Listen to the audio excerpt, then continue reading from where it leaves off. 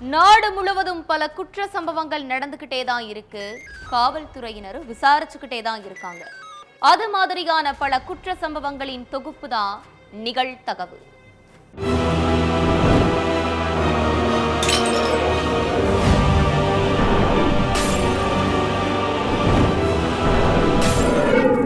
நிகழ்தகவு.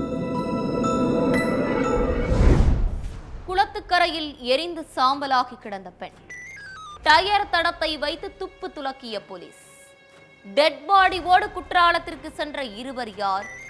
சிவகாசியில் இருந்து தென்காசிக்கு சென்று சடலத்தை எரித்ததற்கு என்ன காரணம்? கொலையாளிகள் சிக்கியது எப்படி?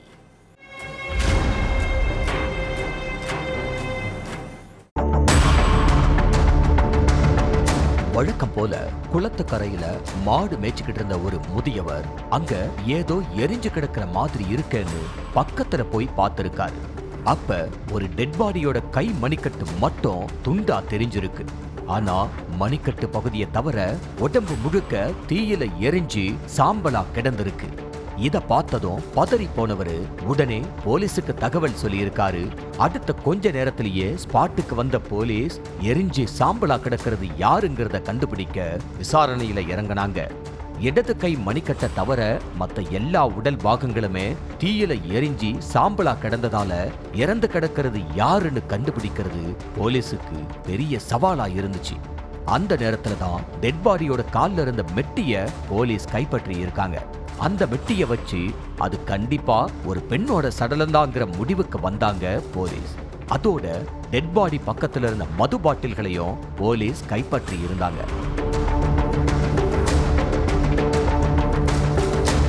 தென்காசி இலத்தூர் மைனாப்பேரி குளக்கரை பக்கத்துல டெட் பாடி எரிக்கப்பட்டு கிடந்ததால சுத்தி இருக்கிற சிசிடிவி கேமராக்களை போலீஸ் அலசி ஆராய ஆரம்பிச்சாங்க.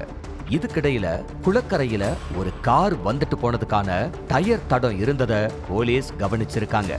அப்ப இந்த பொண்ண வேற எங்கேயோ வச்சு கொலை பண்ணிட்டு டெட் பாடிய கார்ல தூக்கிட்டு வந்து குளத்துக்கரையில வச்சு எரிச்சிட்டு கொலையாளிங்க தப்பிச்சு போயிருக்காங்களோன்னு போலீஸ் சந்தேகப்பட்டாங்க. அந்த கோணத்துல விசாரணையை முடிக்க விட்டப்பதான் விருதுநகர் மாவட்ட வாகன பதிவெண் கொண்ட ஒரு இனோவா கார் அந்த குளக்கரைக்கு வந்துட்டு போனது சிசிடிவி கேமரா மூலமா தெரிய வந்திருக்கு.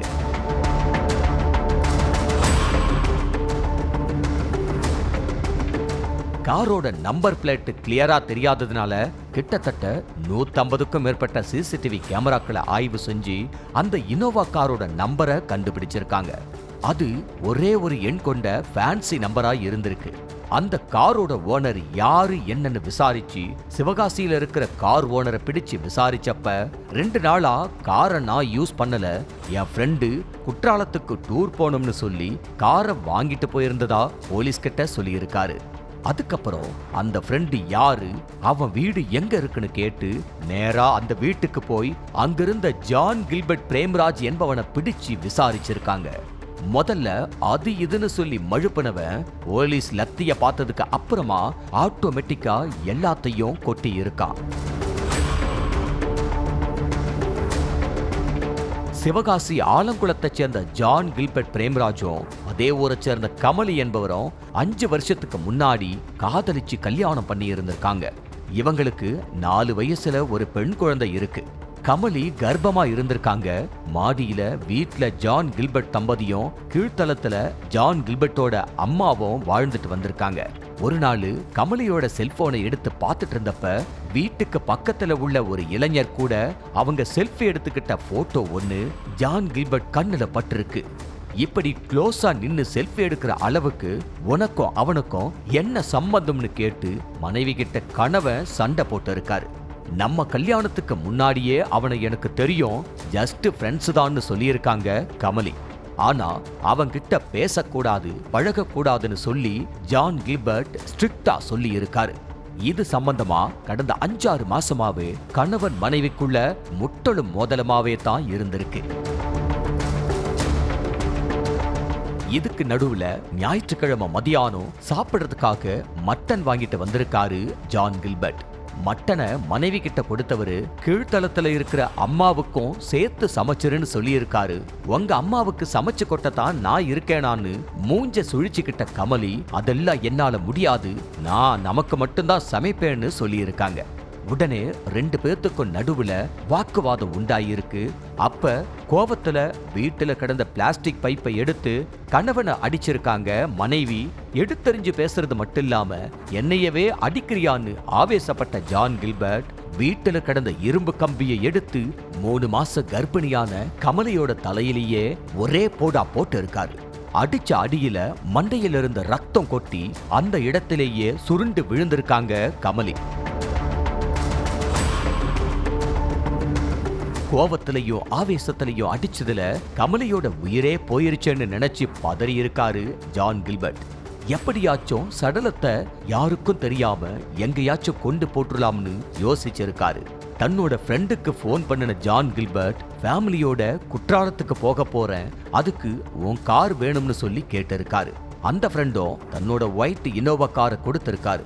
அதுக்கப்புறம் கமலியோட சடலத்தை தார்பாய வச்சு சுத்தி தெருவுல ஆள் நடமாட்டமே இல்லாத நேரமா பார்த்து கார் டிக்கில ஏத்தி இருக்காரு.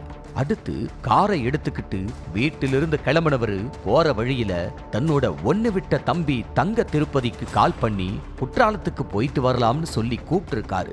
அண்ணே பாசமா குற்றாலத்துக்கு கூப்பிடுறாரேன்னு நினைச்சு அவரும் ஜாலியா கிளம்பி இருக்காரு.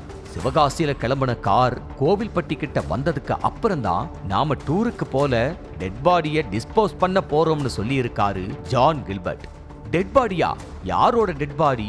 என்ன நடந்துச்சுன்னு தங்க திருப்பதி படபடப்போட கேட்டிருக்காரு. உங்க அண்ணியோட டெட் பாடி தான், கோவத்துல அடிச்சு கொன்னுட்டேன், பாடி இப்ப கார் டிக்கில தான் இருக்குன்னு ஜான் கில்பர்ட் சொன்னதை கேட்டு தங்க திருப்பதிக்கு ஒரு நிமிஷம் மூச்சே நின்னு போயிருச்சு. அதுக்கப்புறம் 2 பேரும் கோவில்பட்டியிலேயே மது வாங்கி இருக்காங்க. கூடவே பாட்டில்ல 2 லிட்டர் பெட்ரோலும் வாங்கி இருக்காங்க. அடுத்து நேரா குற்றாலத்துக்கு வண்டியை விட்டவங்க சடலத்தை எரிக்கிறதுக்கு ஆள் நடமாட்டமே இல்லாத இடத்தை தேடி அலைஞ்சிருக்காங்க. தென்காசி, குற்றாலம், செங்கோட்டைன்னு கிட்டத்தட்ட கேரளா பார்டர் வரைக்கும் ரவுண்ட் அடிச்சதுக்கு அப்புறமும் அவங்க எதிர்பார்த்த மாதிரியான இடம் கிடைக்கவே இல்லை. உடனே செல்போனை எடுத்து கூகுள்ல போய் ஆள் நடமாட்டு இல்லாத ஏரி குளம் எதுன்னு சர்ச் பண்ணி பார்த்திருக்காங்க. கூகுள் ஆண்டவர் காட்டின இடம்தான் இலத்தூர் பக்கத்துல இருக்கிற மைனாப்பெரி குளக்கரை. கூகுள் மேப்பை பார்த்து பகல்ல அந்த இடத்தை போய் நோட்டமிட்டு வச்சுக்கிட்ட ஜான் கில்பர்ட்டும் தங்க திருப்பதியும் சடலத்தை எரிக்கிறதுக்காக நைட்டு 10 மணிக்கு மேல திரும்பவும் அந்த இடத்துக்கு போயிருக்காங்க. கார் டிக்கிலிருந்து சடலத்தை எடுத்து கீழே போட்ட 2 பேரும் வாங்கி வச்சிருந்த 2 லிட்டர் பெட்ரோலை எடுத்து ஊத்தி தீ பத்த வச்சிருக்காங்க. அடுத்து குளக்கரையில வச்சே மது குடிச்சிட்டு பாட்டில அங்கேயே தூக்கி போட்டுட்டு தப்பிச்சு போயிருக்காங்க. விசாரணைக்கு அப்புறம் ஜான் கில்பர்ட்டையும் தங்க திருப்பதியையும் அரெஸ்ட் பண்ணி போலீஸ் ஜெயில்ல அடைச்சிட்டாங்க. சிவகாசியில கொலை பண்ணிட்டு சடலத்தை தென்காசி பக்கத்துல கொண்டு போய் எரிச்சதுக்கு பின்னாடி ஜான் கில்பர்ட்டோட இன்னொரு கணக்கும் இருக்கு. குற்றாலத்துக்கு தமிழ்நாட்டோட எல்லா ஏரியாவில இருந்தும் மக்கள் வந்து போவாங்க. அதனால நம்மளை கண்டுபிடிக்கிறது ரொம்ப கஷ்டம்னு நினைச்சிருக்காரு. ஆனா அவரோட கால்குலேஷன் எல்லாம் மிஸ் கால்குலேஷன் ஆகி போலீஸ் கிட்ட வசமா சிக்கி இருக்காரு. நைட் டியூட்டியில் நைஸாக பேசி அத்துமீறிய ஐபிஎஸ் ஆபீசர், காஸ்ட்லி கிஃப்ட்களை வாரி வழங்கி பாச பாயாசத்தை ஊட்டியதாக பகீர் குற்றச்சாட்டு. புகார் கடிதத்துடன் டிஜிபி ஆபீஸ் படியேறிய பெண் காவலர்.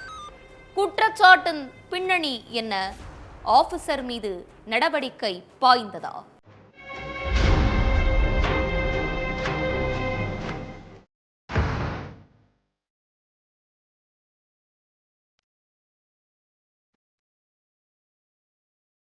ஒரு கையில விதவிதமான கிஃப்ட் பொருட்கள், இன்னொரு கையில ஃபாரின் சாக்லேட்ஸ், கூட ஒரு வழக்கறிஞரோட டிஜிபி ஆபீஸுக்கு வேக வேகமா வந்திருக்காங்க சென்னை போக்குவரத்து பிரிவில் வேலை பார்க்கிற பெண் காவலர். நேரா டிஜிபி சங்கர் ஜிவால சந்திச்ச அந்த பெண் காவலர் சென்னை வடக்கு மண்டலத்துல போக்குவரத்து காவல் இணை ஆணையராய் இருக்கிற ஐபிஎஸ் அதிகாரி மகேஷ்குமார் தனக்கு தொடர்ந்து பாலியல் தொல்லை கொடுக்கறதா சொல்லி கண்ணீர் வடிச்சிருக்காங்க. அது மட்டும் இல்லாம இந்த costly gifts, iPhone, foreign chocolate எல்லாமே மகேஷ்குமார் தனக்கு கொடுத்ததுன்னு சொல்லி கதறி இருக்காங்க. போக்குவரத்து காவல் இணை ஆணையரா மகேஷ்குமார் இருக்கிற நிலையில நான் அவரோட லிமிட்டுக்கு கீழே உள்ள போக்குவரத்து பிரிவுல தான் காவலரா வேலை பார்த்துட்டு இருக்கிறதாவும், வேணும்னே எனக்கு அடிக்கடி நைட் டியூட்டி போடுறாருனோ, நைட் டியூட்டி அப்ப அவரும் வந்து கண்டபடி பேசி அத்துமீறி நடந்துக்கிறதாவும் கண்ணீரும் கம்பளையுமா குற்றம் சாட்டி இருக்காங்க. நான் வேண்டாம் வேண்டாம்னு சொல்லியும் காஸ்ட்லியான கிஃப்ட்ஸ், ஐபோன் வாங்கிட்டு வந்து வலுக்கட்டாயமா கொடுக்கறாருன்னோ, ஃபாரின் சாக்லேட்ஸை வாங்கிட்டு வந்து ஊட்டி விடுறேன்னு சொல்லி எல்லாம் மீறி நடந்துக்கிறதாவும் சொல்லி குமரி இருக்காங்க அந்த பெண் காவலர். ஐபிஎஸ் அதிகாரி தங்கிட்ட மட்டும்தான் இப்படி நடந்துக்கிறாருன்னு பார்த்தா, இதே மாதிரி தான் இன்னொரு பெண் காவலர் கிட்ட தகாத முறையில நடந்துக்கிறாருன்னோ, ஆனா வெளியில தெரிஞ்சா ஏதாச்சும் பிரச்சனை ஆகிருமோன்னு பயந்து அந்த காவலர் கம்ப்ளைண்ட் கொடுக்க வரலன்னு சொல்லி இருக்காங்க. பெண் காவலர் கிட்ட இருந்து கம்ப்ளைண்ட் லெட்டரை வாங்கின டிஜிபி சங்கர் ஜிவால், டிஜிபி சீமா அகர்வால் தலைமையில விசாகா கமிட்டி அமைச்சு ஐபிஎஸ் அதிகாரி மகேஷ்குமார் மீதான பாலியல் குற்றச்சாட்டு சம்பந்தமா விசாரிக்க உத்தரவிட்டாரு. விசாகா கமிட்டியோட முதற்கட்ட விசாரணையில குற்றச்சாட்டு உறுதியானதால டிஜிபி சங்கர் ஜிவால் போக்குவரத்து காவல் இணை ஆணையர் மகேஷ்குமார சஸ்பெண்ட் பண்ணி உத்தரவிட்டிருக்காரு. 1999 ஆண்டுல குரூப் 1 தேர்வுல தேர்ச்சி பெற்று தமிழ்நாடு காவல்துறையில டிஎஸ்பியா ஜாயின் பண்ணவர் தான் இந்த மகேஷ்குமார். இவரோட சொந்த ஊரு தென்காசி மாவட்டம். ஏகப்பட்ட ஊர்ல பணியாற்றி இருக்கிற மகேஷ்குமாருக்கு 2024 தான் ஐபிஎஸ் அந்தஸ்து வழங்கப்பட்டிருக்கு. ஐபிஎஸ் அந்தஸ்து கிடைச்ச ஒரு வருஷத்துக்குள்ளேயே பாலியல் குற்றச்சாட்டுக்கு உள்ளாகி சஸ்பெண்ட் ஆகியிருக்காரு. கொஞ்ச வருஷத்துக்கு முன்னாடி தான் காவல்துறையில உயர் பதவியில் இருந்த முன்னாள் சிறப்பு டிஜிபி ராஜேஷ் தாஸ் மேல பெண் காவல் கண்காணிப்பாளர் ஒருத்தவங்க பாலியல் புகார் கொடுத்தது பரபரப்பை ஏற்படுத்தி இருந்துச்சு. இந்த நிலையில இப்பவும் அதே மாதிரி காவல்துறையில உயர் பொறுப்புல இருக்கிற ஒரு ஐபிஎஸ் பாலியல் குற்றச்சாட்டுக்கு ஆளாகி இருக்காரு. ஊர்ல எங்க பாலியல் குற்றச்சாட்டு நடந்தாலும் காவல்துறை தான் முதல் ஆளா ஓடி வந்து நடவடிக்கை எடுப்பாங்க.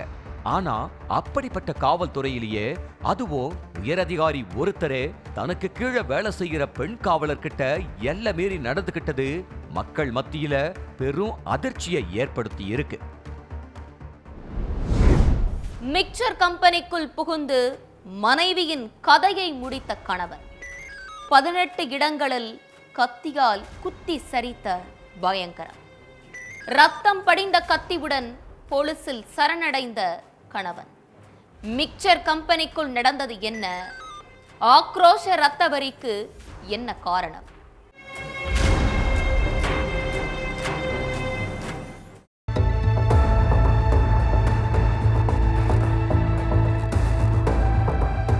வழக்கம் போல மிக்சர் கம்பெனில பரபரன்னு வேலை நடந்துட்டு இருக்கு. ஊழியர்கள் எல்லாருமே வேலையில மும்முரமாய் ஈடுபட்டு இருந்திருக்காங்க. அப்ப திடீர்னு ஐயோ காப்பாத்துங்க காப்பாத்துங்கன்னு பயங்கர அலறல் சப்தம் கேட்டிருக்கு. என்ன சப்தம்னு எல்லாருமே வேலையை விட்டுட்டு ஓடி போய் பார்த்திருக்காங்க. அங்க டீ குடிக்க போன பெண் ஊழியர் மணிமேகலாவ இளைஞர் ஒருத்தரு கத்தியால குத்திக்கிட்டு இருந்திருக்காரு. அதை பார்த்து பதறன அங்கிருந்த ஊழியர்கள் அந்த இளைஞரை தடுக்க பார்த்திருக்காங்க. ஆனா வெறித்தனமா கத்தி வச்சுக்கிட்டு நின்னுகிட்டு இருந்த அவன் யாரு வந்தாலும் நடக்கிறதே வேறன்னு சொல்லி மிரட்டி இருக்கான். அதனால யாராலையும் பக்கத்திலேயே போக முடியல.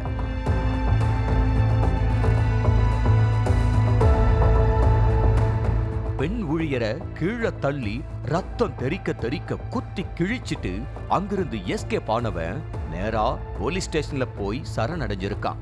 ரத்தக்கரை படிஞ்ச கத்தியோட ஸ்டேஷனுக்கு வந்தவனை பார்த்த காவலர்கள், என்னாச்சு, ஏன் இப்படி ரத்தம் தெறிக்க தெறிக்க வந்திருக்க, உன் பேர் என்ன அப்படின்னு கேட்டிருக்காங்க போலீஸ்.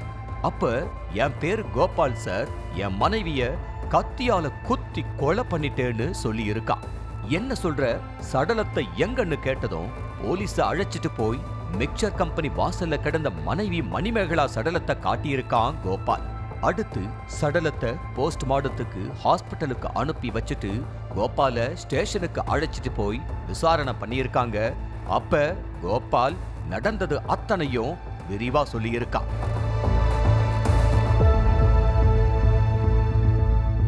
ஈரோடு சித்தோடுல இருக்கிற கோபால் மணிமேகலா தம்பதிக்கு 2 குழந்தைகள் இருக்காங்க. கோபால் வேலை வெட்டிக்கு போகாம தினமும் மது குடிச்சிட்டு வந்து மணிமேகலாவையும் குழந்தைகளையும் போட்டு அடிச்சிருக்கான். மணிமேகலா மிக்சர் கம்பெனியில வேலை பார்த்து தன்னோட பிள்ளைகளை பார்த்துக்கிட்டு இருந்திருக்காங்க.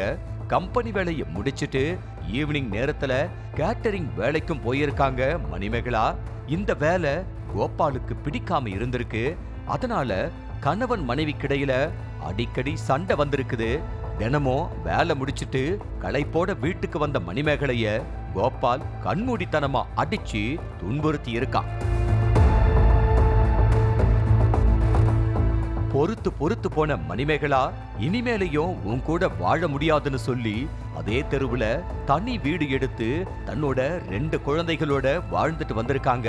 அந்த நேரத்துல மணிமேகலாவுக்கு தன்னோட ஸ்கூல் பருவத்துல ஒன்னா படிச்ச மோகன்ராஜை சந்திச்சிருக்காங்க. ரொம்ப நாளைக்கு அப்புறம் பார்த்துக்கிட்ட 2 பேரும் அடிக்கடி மீட் பண்ணி பேசியிருக்காங்க. இந்த பழக்கம் நாளடைவுல தகாத உறவா மாறி இருக்கு. 2 பேரும் பைக்ல பல இடங்களுக்கு போயிருக்காங்க. அத பார்த்த கோபாலோட ஃப்ரெண்டு ஒருத்தர், என்ன மச்சான் உன் மனைவி வேற ஒருத்தன் கூட ஜாலியா ஊரை சுத்திட்டு இருக்கான்னு சொல்லி கிண்டல் பண்ற மாதிரி பேசி இருக்கார். அத கேட்டதும் ஆத்திரத்தோட உச்சிக்கு போன கோபால் நேரா கிளம்பி மணிமேகலா வீட்டுக்கு போயிருக்கான். அங்க 2 குழந்தைங்க மட்டும்தான் இருந்திருக்காங்க. அதுக்கப்புறம் மணிமேகலா வேலை பார்த்துக்கிட்டு இருந்த மிக்சர் கம்பெனிக்கு போயிருக்கான் கோபால். கம்பெனிக்கு வெளியே நின்னுக்கிட்டு டீ குடிச்சுக்கிட்டு இருந்த மணிமேகலாவை கண்ணத்துல அரைஞ்சிருக்கான். என்ன வேண்டான்னு சொல்லிட்டு எவன் கூடயோ ஊரை சுத்திக்கிட்டு இருக்கியான்னு கேட்டு சரமாரியா தாக்கி இருக்கான் கோபால். அப்ப 2 பேருக்கும் நடுவுல பயங்கர சண்டை வந்திருக்கு. ஒரு கட்டத்துல நிதானத்தை இழந்த கோபால் தான் மறைச்சு வச்சிருந்த கத்தியை எடுத்து மணிமேகலாவோட கழுத்துல சரமாரியா கொத்தி கொலை பண்ணி இருக்கான். அடுத்து காவல் நிலையத்துல சரணடைஞ்ச கோபால கைது செஞ்ச போலீஸ் சிறையில அடைச்சிட்டாங்க. ஆடைகள் கிழிந்து அலங்கோலமாக முட்புதருக்குள் கிடந்த சடலம். யாசகம் எடுத்து வந்த பெண்ணை பாலியல் பலாத்காரம் செய்த கொடூர கொத்தனார். கொத்தனாரை போலீசார் தட்டி தூக்கியது எப்படி? பின்னணி என்ன?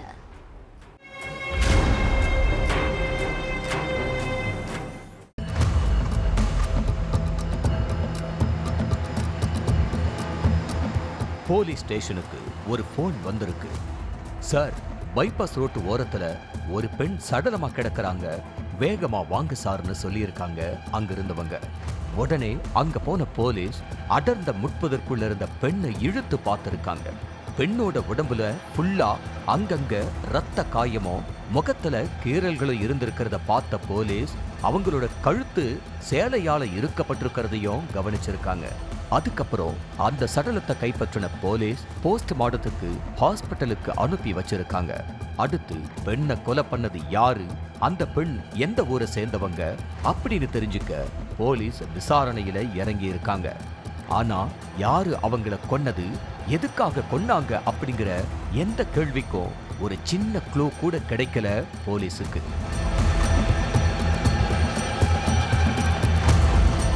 அடுத்து இறந்தது யாருன்னு கண்டுபிடிக்க முதற்கட்டமா யாரையாவது காணோம்னு கம்ப்ளைண்ட் வந்திருக்கான்னு சொல்லி காணாம போனவங்க பத்தின லிஸ்டை எடுத்து வச்சு போலீஸ் புலன் விசாரணையில இறங்கினாங்க. அதுலயும் எந்த தகவலும் கிடைக்கல, எந்த துப்புமே கிடைக்கல. சந்தேகப்படுற மாதிரி கூட ஆள் நடமாட்டம் எதுவும் இல்ல. என்னதான் நடந்திருக்கும்னு திரும்ப யோசிச்ச போலீஸ் பெண் சடலமா மீட்கப்பட்ட சரௌண்டிங்ல உள்ள எல்லா சிசிடிவி கேமராக்களையும் ஒண்ணு விடாம அலசி ஆராய்ஞ்சிருக்காங்க. அப்போ அந்த பெண்ணோட ஒத்து போகிற மாதிரி ஒருத்தவங்க நடந்து போறதும் அவங்கள ஆண் ஒருத்தர் ஃபாலோ பண்ணிட்டு போறதும் பதிவாகி இருக்கு. அதை பார்த்த போலீஸ் சிசிடிவி கேமராவில் பதிவாகி இருக்கிற ஆண் யாரு, எதுக்காக அந்த பொண்ணை ஃபாலோ பண்ணிட்டு போனா, அவனை கண்டுபிடிச்சா எல்லாத்துக்கும் விடை கிடைக்கும்னு சொல்லி அவனை கண்டுபிடிக்கிற வேலையில ஈடுபட்டு இருக்காங்க. பல மாவட்டங்கள்ல இருக்கிற காவல் நிலையத்துக்கு சிசிடிவியை ஷேர் பண்ணி தேடுதல் வேட்டையில இறங்கின போலீஸுக்கு அந்த ஆளு திருப்பூர் பஸ் ஸ்டாண்ட்ல இருக்கிறதா தகவல் கிடைச்சிருக்கு. உடனே திருப்பூருக்கு கிளம்பின போலீஸ் அந்த நபரை ஸ்டேஷனுக்கு கூப்பிட்டு வந்து விசாரணை நடத்தி இருக்காங்க. எதுக்காக அந்த பொண்ணை ஃபாலோ பண்ணிட்டு போன, உனக்கும் அவங்களுக்கும் என்ன உறவு, அவங்கள எதுக்கு கொலை பண்ண அப்படின்னு அடுக்கடுக்கா அவங்கிட்ட போலீஸ் கேள்வி கேட்டிருக்காங்க. சார், இந்த கொலைக்கும் எனக்கும் எந்த சம்பந்தமும் இல்ல, அந்த பெண் யாருன்னே எனக்கு தெரியாதுன்னு சொல்லியிருக்கான். பேச்சுல தடுமாற்றத்தையும் பயத்தையும் பார்த்த போலீஸ் அவனை கவனிக்க வேண்டிய விதத்துல கவனிச்சிருக்காங்க. அதுல தான் பல திடுக்கிடும் தகவல் எல்லாம் வெளியில வந்திருக்கு. கைதானவன் சேலம் தலைவாசல சேர்ந்த விக்னேஷ்னு தெரிய வந்தது. விக்னேஷ் ஊர் விட்டு ஊர் போய் கொத்தனார் வேலை பார்த்துட்டு வருவானா. அப்படி திருச்சி ஸ்ரீரங்கம் போனப்பதான் யாசகம் வாங்கி பிழைப்பு நடத்திட்டு வந்த பெண் கூட விக்னேஷுக்கு பழக்கம் ஏற்பட்டிருக்கு. கணவரை பிரிஞ்சு யாசகம் எடுத்துட்டு வர்ற அந்த பெண் கூட நெருங்கி பழகி இருக்கான் விக்னேஷ். 2 பேரும் அடிக்கடி தனிமையில இருந்திருக்காங்க. அதுல அந்த பெண் கொஞ்ச நாள்லயே கர்ப்பமாகி இருக்காங்க. நம்மளே யாசகம் எடுத்து பிழைப்பு நடத்திட்டு வர்றோம், இந்த நேரத்துல கர்ப்பமா இருந்தா யாரு நம்மள பார்த்துப்பான்னு நினைச்ச அந்த பெண் கருவை கலைக்க திட்டம் போட்டு இருக்காங்க. அதுக்கப்புறம் விக்னேஷன் நேர்ல சந்திச்சு பேசின அந்த பெண் கருவை கலைக்கணும்னு 13,000 ரூபாய் பணம் கொடுன்னு கேட்டு இருக்காங்க. விக்னேஷும் அந்த பெண் கேட்ட பணத்தை கொடுத்திருக்கான். பணத்தை வாங்கிட்டு அங்கிருந்து போன அந்த பெண் விக்னேஷ் கிட்ட பேசுறதையே நிறுத்தினது மட்டும் இல்லாம அவன் கண்ணிலேயே சிக்காம இருந்திருக்காங்க. விக்னேஷ் அந்த பெண்ணை பல இடங்கள்ல தேடி அலைஞ்சிருக்கான். அப்பதான் சம்பவம் நடந்த 2 நாளைக்கு முன்னாடி அந்த பெண்ணை சமயபுரத்துல பார்த்திருக்கான் விக்னேஷ். ஐயையோ, மறுபடியும் இவன் கண்ணுல சிக்கிட்டோமே, என்ன பண்றதுன்னு தெரியலேன்னு முழிச்ச அந்த பெண்ணு அவங்கிட்ட இருந்து தப்பிக்க பார்த்திருக்காங்க. அடுத்து அந்த பெண்ணை வழிமறைச்சு பேசின விக்னேஷ், உண்மையிலேயே நீ மாசமா இருக்கிறியா, கருவை கலைக்கிறேன்னு சொல்லி என்கிட்ட பணம் வாங்கி ஏமாத்திட்டேன்னு சொல்லி கண்ட மேனிக்கு அடிச்சிருக்கான். அது மட்டும் இல்லாம சென்னை திருச்சி தேசிய நெடுஞ்சாலையில இருக்கிற முட்பதற்குள்ள அழைச்சிட்டு போய் பாலியல் பலாத்காரம் செஞ்சு கழுத்தை நெரிச்சிருக்கான் விக்னேஷ். அதுல அந்த பெண் பேச்சு மூச்சு இல்லாம சரிஞ்சி கீழே விழுந்திருக்காங்க. ஆத்திரத்துல கொலை பண்ணிட்டோமேன்னு உணர்ந்த விக்னேஷ் இங்கிருந்தா போலீஸ் கிட்ட மாட்டிப்போம்னு சொல்லி அங்கிருந்து தப்பிச்சு போயிருக்கான். இந்த விஷயமெல்லாம் போலீஸ் விசாரணையில அம்பலமாகி இருக்கு. அதுக்கப்புறம் விக்னேஷ் மேல கொலை வழக்க பதிவு செஞ்ச போலீஸ் அவனை நீதிமன்றத்துல ஆஜர்படுத்தி சிறையில அடைச்சிட்டாங்க.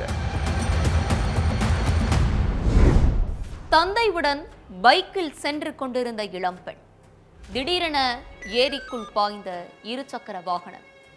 மாற்று சமூக இளைஞரை காதலித்ததால் காவு வாங்கப்பட்டாரா இளம்பெண்? உயிருக்கு போராடி கொண்டிருந்த மகளை பெற்ற தந்தையே காப்பாற்றவில்லை என கூறுவது உண்மையா? நடந்தது என்ன?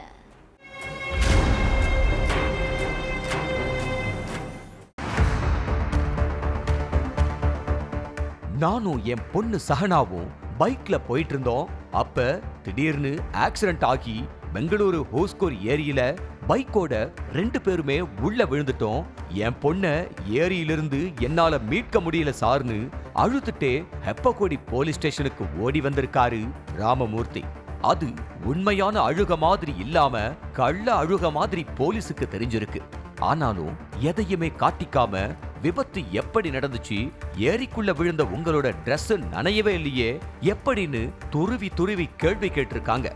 அந்த கேள்விக்கெல்லாம் உளறிக்கிட்டே பதில் சொன்ன ராமமூர்த்தி ஏதோ மறைக்கிறாருங்கிறது தெளிவா தெரிஞ்சிருக்கு.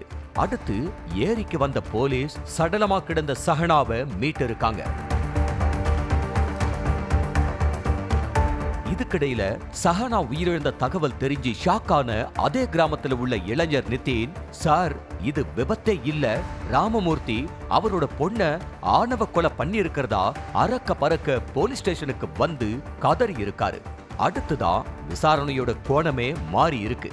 24 வயசு நிதினும் 20 வயசு சகனாவும் ஒரு வருஷமா காதலிச்சுட்டு இருந்திருக்காங்க. மகளோட காதல் விவகாரம் 3 நாளைக்கு முன்னாடி ராமமூர்த்திக்கு தெரிய வந்திருக்கு. அப்ப என் தங்கச்சி மகனுக்கும் உனக்கும் தான் கல்யாணம் அப்படிங்கிறது நீ பிறந்த அன்னைக்கே முடிவு பண்ணியாச்சு.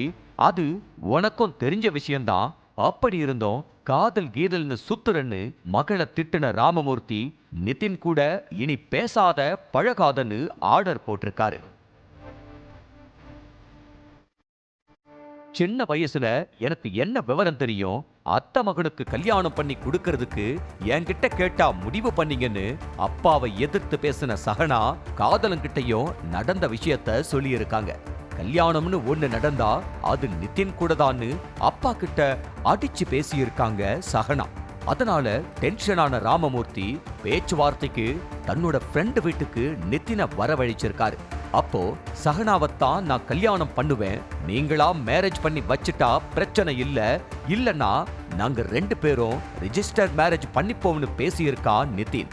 என் தங்கச்சி மகனுக்கு தான் என் பொண்ணை கல்யாணம் பண்ணி வைப்பேன்னு விடாப்பிடியா பேசுன ராமமூர்த்தி கிட்ட என் உயிர் போனாலும் நான் நிதினை தான் கல்யாணம் பண்ணுவேன்னு சொல்லியிருக்காங்க சகனா.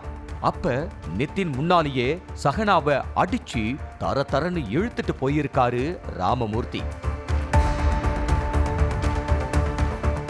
பெத்து வளர்த்த அப்பாவை விட அவன் தான் பெருசா, உயிர் போனாலும் அவன் கூட தான் வாழ்வியா, அந்த உயிர் இருந்தா தானே அவன் கூட வாழ்வன்னு திட்டிக்கிட்டே மகளோட பைக்ல போன ராமமூர்த்தி ஓஸ்கோர் ஏரியில சகனாவை தள்ளி விட்டுருக்காரு. நீச்சல் தெரியாத சகனாவும் ஏரியில மூழ்கி உயிரிழந்திருக்காங்க.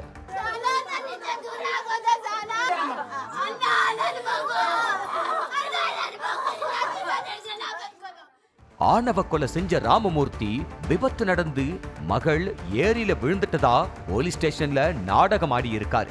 ஆனா அந்த நாடகம் அடுத்த சில மணி நேரத்திலேயே ஊர் உலகத்துக்கு தெரிஞ்சிருச்சு.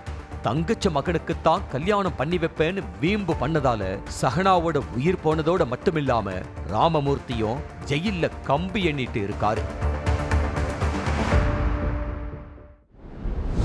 வேலையே பயிரை மேய்ந்தது போல் புகார் கொடுக்க வந்த பெண்ணை தன்வசமாக்கிய தனிப்பிரிவு காவலர்.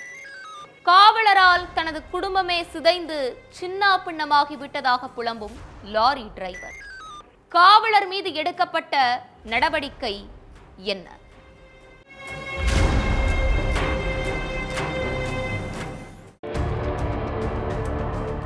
கவலை தோய்ந்த முகத்தோட கன்னியாகுமரி மாவட்ட எஸ்பி அலுவலகத்துக்கு வந்த லாரி டிரைவர் ஜான் பால் புகார் கொடுக்க கூட அசிங்கமா தான் சார் இருக்கு, ஆனா அதை விட என் பிள்ளைகளோட எதிர்காலம் முக்கியமாச்சே, அதுக்காகத்தான் வேற வழி இல்லாம புகார் கொடுக்க வந்திருக்கேன்னு பீடிகை போட்டு இருக்காரு. நேரா விஷயத்துக்கு வாங்க, எந்த பிரச்சனையா இருந்தாலும் காவல்துறை பார்த்துக்கோ, தைரியமா இருங்கன்னு சொல்லி இருக்காங்க எஸ்பி ஆபீஸ்ல இருந்த ஊழியர்கள். அப்ப பிரச்சனையே அந்த காவல்துறையில உள்ள ஒருத்தரால தான்னு விரக்தியா பேசின ஜான் பால் தன்னோட மனக்குமரல வெள்ளை பேப்பர்ல கொட்டி புகார் மனுவா கொடுத்திருக்காரு.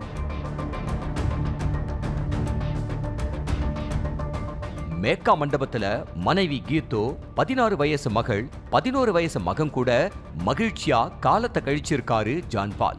அடுத்த சில வருஷத்துல வீட்டு செலவுக்கு சரியா பணம் கொடுக்கறது இல்ல, பிள்ளைகள் படிப்பு செலவுக்கு பணம் கொடுக்கறது இல்ல, எங்க வீட்டு சொந்த பந்தங்களை கவனிக்கிறது இல்லன்னு கணவன் மனைவிக்குள்ள நித்தம் 1008 சண்டை நடந்திருக்கு. 2 பேரும் மாறி மாறி கத்தி சண்டை போடுறதையே வேலையா வச்சிருக்காங்க. சின்ன பொறிதான் அனலா மாறும், அது மாதிரி தான் சின்ன சின்ன சண்டை கணவன் மனைவி 2 பேருக்குள்ளயும் பெரும் விரிசலை ஏற்படுத்தி இருக்கு. பொறுத்து பார்த்த கீத்து 2022ல அருமனை போலீஸ் ஸ்டேஷன்ல கம்ப்ளைண்ட் கொடுத்திருக்காங்க. அவர் கூட எனக்கு வாழவே பிடிக்கல, பிரிச்சு விட்டுருங்கன்னு விடாப்பிடியா நின்னு இருக்காங்க கீத்து. அப்ப அருமனை ஸ்டேஷன்ல இருந்த எஸ்பி தனிப்பிரிவு காவலர் சதீஷ் பிரச்சனைய பேசி முடிச்சு தம்பதிய ஒன்னா அனுப்புவார்னு பார்த்தா வந்த வரைக்கும் லாபம்னு கீத்துவை வேற ட்ராக்ல பிரெயின் வாஷ் பண்ணி இருக்காரு. நீங்க ஒன்னும் வருத்தப்படாதீங்க, உங்க கணவர் கூட நீங்க வாழ வேண்டாம், பிரிச்சு விடுறது ஏன் பொறுப்புன்னு சொல்லி இருக்காரு. ஆனா ஒரே அடியா பிரிச்சு தன்னோட குடும்பத்தையே நடுத்தருவுல நிக்க வைப்பாருன்னு ஜான் பாலுக்கு அப்ப தெரியல. புகார் விஷயமா கீத்துவுக்கு அடிக்கடி போன் பண்ணி பேச ஆரம்பிச்ச சதீஷ், ஜான் பால் கூட இத்தனை வருஷம் எப்படித்தான் வாழ்ந்தீங்களோ அவன மாதிரி ஆள் கூட வாழ்றதுக்கு தனியாவே இருக்கலாம்னு எரியிற குழியில எண்ணெய் ஊத்துற மாதிரி பேசி இருக்காரு. அதுக்கு ஆமாசாமி போட்ட கீத்து காவலர் சதீஷ் சொல்றத வேத வாக்கா நினைச்சு கேட்டிருக்காங்க. கணவனை பிரிஞ்சு மகன் கூட இருந்த கீத்து காவலர் சதீஷ் கூட எந்நேரமோ நார்மல் கால், வீடியோ கால்னு செல்போன்ல பேசிட்டே இருந்திருக்காங்க. அது மட்டும் இல்லாம தன்னோட செல்போனை மகனோ தொட்டா கோவ கண்ணல கக்கி இருக்காங்க. மது பாட்டிலோட கீத்து வீட்டுக்கு அடிக்கடி வந்து போன காவலர் சதீஷ் மணிக்கணக்கா அங்கேயே இருந்திருக்காரு. இது எல்லாத்தையும் கவனிச்ச மகளும் அம்மாவோட அநியாயம் தாங்க முடியல, இனியும் இந்த வீட்டுல இருக்க கூடாதுன்னு அப்பாவோட போயிட்டாங்க. அருமனை ஸ்டேஷன்ல இருந்து பழுக்கல் ஸ்டேஷனுக்கு பணி மாறுதல்ல வந்த காவலர் சதீஷுக்கு கீத்துவோட பிள்ளைகள் ஜான் பால் கூடவே போனது கூடுதல் வசதியா போச்சு.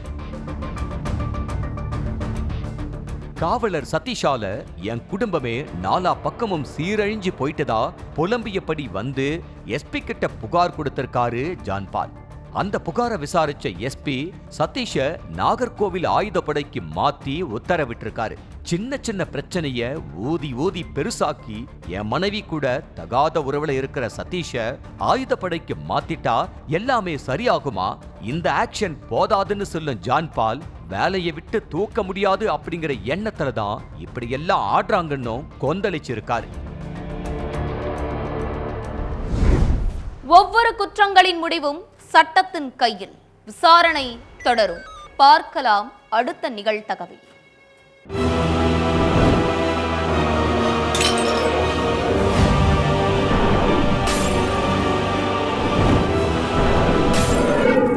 நிகழ்தகவு.